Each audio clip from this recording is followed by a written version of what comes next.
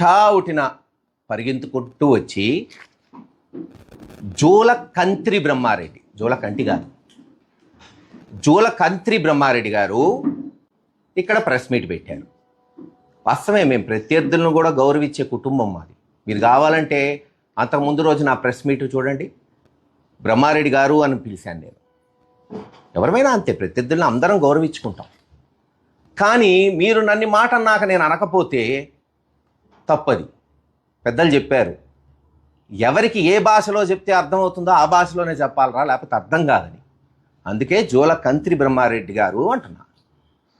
అంటాడు, మహేష్ రెడ్డి నసరావుపేటలో 23 ఎకరాలు కబ్జా చేశాడు, అక్రమ డబ్బుతో కాంప్లెక్స్లు కడుతున్నాడు. ఏందా అసలు, ఉందా లేదా? అది Shri Kasu Raghavamma Brahmanandareddy junior college committee society. నేను పుట్టక ముందు బహుశా ఆ సంవత్సరంలో ఏర్పాటైంది. ఎందుకు శ్రీనివాసరెడ్డి గారు ఉన్నారు, వాళ్ళ బ్రదర్ కూడా చేశారు. బ్రదర్ కూడా అక్కడ ఎంతోమంది అట్ట.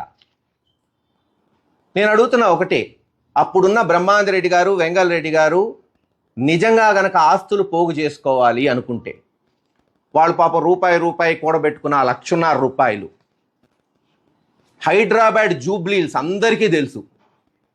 హైదరాబాద్ జూబ్లీహిల్స్ ప్రారంభించింది కాసు బ్రహ్మానందరెడ్డి గారు ముఖ్యమంత్రి ఉన్నప్పుడు హౌసింగ్ కాలనీ. ఈరోజు చంద్రబాబు నాయుడు గారు హేమాహేమీలు అందరూ ఉంటారు, లేనోళ్ళు లేరు మాకు తప్పితే.